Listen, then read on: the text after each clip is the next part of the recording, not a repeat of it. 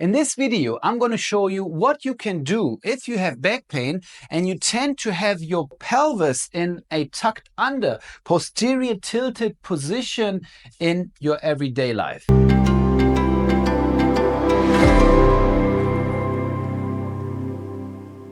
Hey guys, so if you have back pain and you tend to have your pelvis in more of a tucked under, posterior tilted position whenever you're standing upright, whenever you're sitting down and sitting slouched and have your pelvis tipped back like this, or if you keep your pelvis locked in this position whenever you bend forward and you're mainly moving from your spine, which puts a lot of pressure on your spine as well, then chances are high that you have a tight backside of your leg muscles.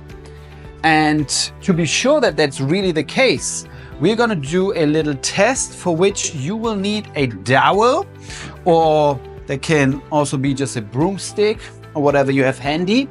You lay on your back, you have the stick right next to you with a stretched out arm. The stick is vertical, and you now want to lift the same side's leg up as high as possible while you keep the knee straight, and also keep the other knee straight and on the floor while your toes point up. If you are able to reach the level of the stick here without bringing the stick forward, or without bending the upper knee, or without bending the lower knee, then you probably don't have too tight hamstrings. Do the same on the left and see if you can reach it here.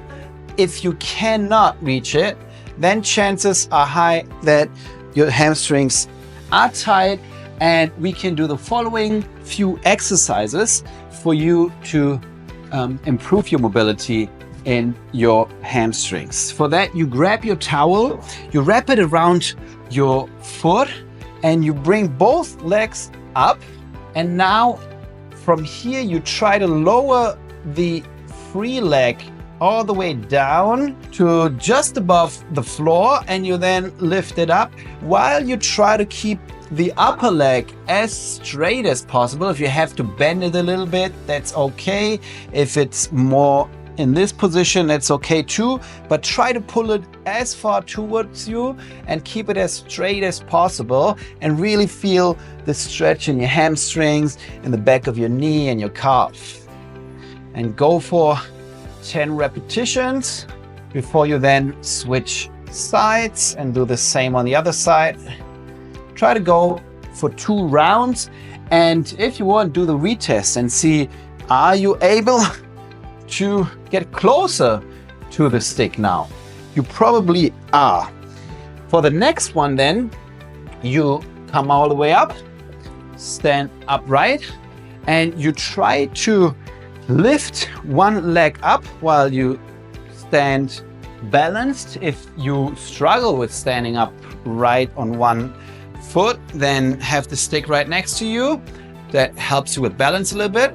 And you now want to lift the knee as high as possible while you try to keep a fairly straight spine. So lift it as high as you can, and you can have your hand pushing it down just slightly, maybe like 50% of your maximum strength. Hold the tension here for a second and then let go. And then again, all the way up, hold the tension, breathe deeply, and then let go again. All the way up as high as you can, and do that for 5 to 7 repetitions on each leg to activate the hip flexor muscles, which will now help us to get deeper into the forward bending hip hinge position. For that, you press the stick into the floor in front of you, have your arms completely straight, your feet are hip width apart, and your knees are slightly bent, so only unlock them. And you now want to push the stick forward while you pull your hips back as far as possible. Try to go to a point where you feel like, oh, now you would almost fall back and you would almost lift the front of your foot. And breathe deeply into your rib cage and belly, and make sure that you only lower your upper body to the point where you can still keep a straight spine. Your pelvis is tipped forward a little bit, not too much that you're arching too much, but a little bit so that you get out of this rounded, tipped back pelvis position, and lower down to the point, as I said, where you can keep a straight spine. If you're unsure, then look in the mirror and see, okay, how low can I go here? And then in your lowest position where you have a straight spine still, you just maintain, hold this position for 30 to 45 seconds and then come up again.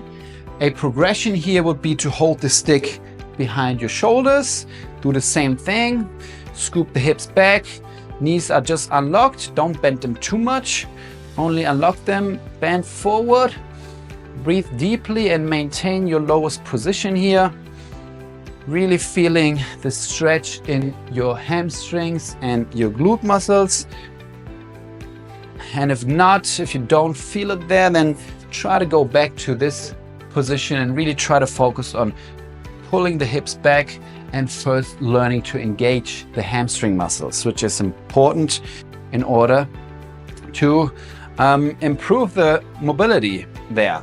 So get to your lowest position here, and if you now even want to progress from this position and your back, your spine is able to bear that, then you can bring the stick in front of you, ideally even change so that your palms facing up, and then really try to get long here.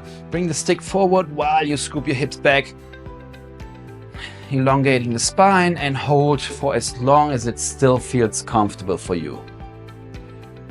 If you do this often enough and long enough, then you will eventually see that you can get from a more upright position to a deeper forward bend while you still keep your back straight.